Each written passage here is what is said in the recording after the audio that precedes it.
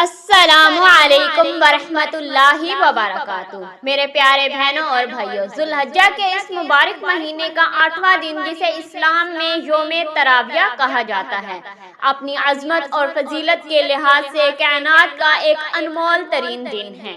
یہ وہ عظیم گھڑیاں ہیں جب عرش الہی سے رحمتوں اور برکتوں کے فیصلے زمین پر نازل ہو رہے ہوتے ہیں۔ اگر آپ کی زندگی میں کوئی ایسی بڑی حاجت ہے جو لاکھ کوششوں کے باوجود پوری نہیں ہو پا رہی، یا پھر رزق کی شدید تنگی نے آپ کو ہر طرف سے مایوس کر دیا ہے، اگر آپ محسوس کرتے ہیں کہ آپ کے کاروبار، آپ کی نوکری یا بچوں کی شادی پر کسی حاسد یا جادو کی وجہ سے سخت بندشیں لگا دی گئی ہیں، اور زمانے کے تلخ رویوں اور طعنوں نے آپ کو تھکا دیا ہے، تو مایوس ہونا چھوڑ دیں، کیونکہ آج کی اس ویڈیو میں آپ کے سامنے اللہ رب العزت کے دو انتہائی جلال اور قدرت والے ناموں یا اللہ یا قادر کا وہ خاص اور مخلصانہ وظیفہ رکھنے جا رہی ہوں، جس کے بارے میں علماء اکرام فرماتے ہیں کہ اس عمل کو کرنے والا ابھی دعا مانگ ہی رہا ہوتا ہے کہ اللہ پاک غائب سے اس کی تقدیر کے بند دروازے کھول دیتا ہے۔ اس لیے دل میں پکا یقین اور کامل ایمان رکھ کر ذوالحجہ کے اس مخصوص دن، اس مبارک عمل کو اپنے ہاتھوں سے بالکل نہ جانے دیں۔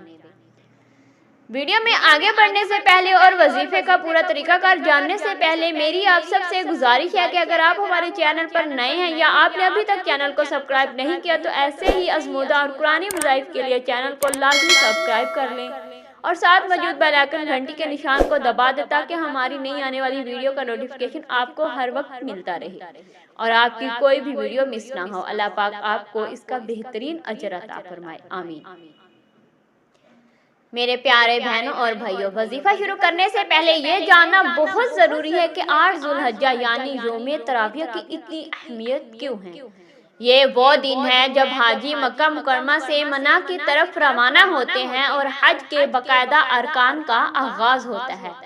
اس دن لاکھوں مسلمان ایک ہی لباس میں، ایک ہی زبان پر لبیک کی صدا لیے اللہ کے حضور کھڑے ہوتے ہیں۔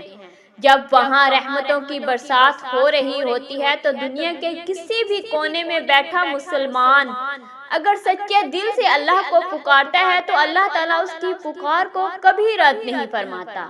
ہمارے آج کے وظیفے کے جو الفاظ ہیں، یعنی یا اللہ یا قادر، ان میں اللہ تعالیٰ کی صفت قدرت چھپی ہوئی ہے۔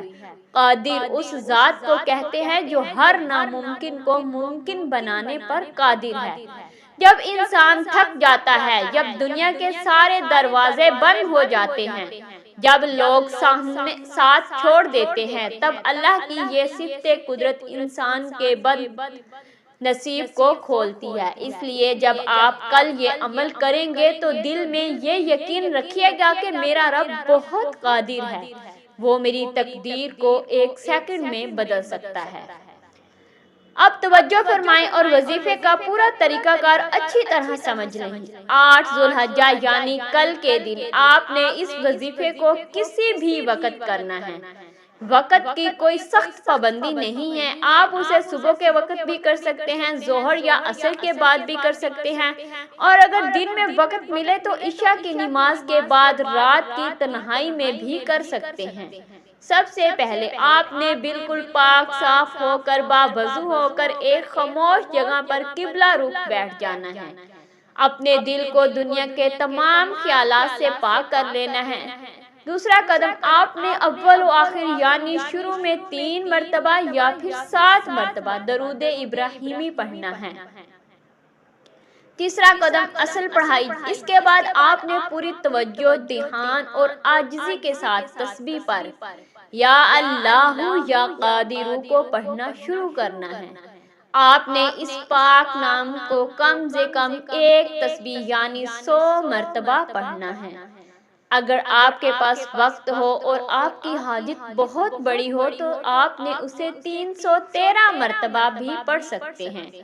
پڑھتے وقت اپنے دل میں اپنی اس حاجت یا پریشانی کا تصور لازمی رکھیے گا جس کے لیے آپ یہ عمل کر رہے ہیں۔ آخری قدم، جب پڑھائی مکمل ہو جائے تو آخر میں دوبارہ 3 یا 7 مرتبہ وہی درود ابراہیمی پڑھیں جو آپ نے شروع میں پڑھا تھا۔ یاد رکھیں کہ اگر آپ نے شروع میں 3 مرتبہ درود پڑھا ہے تو آخر میں بھی 3 مرتبہ پڑھنا ہے، اگر شروع میں 7 مرتبہ پڑھا ہے تو لاسٹ میں بھی 7 مرتبہ پڑھنا ہے۔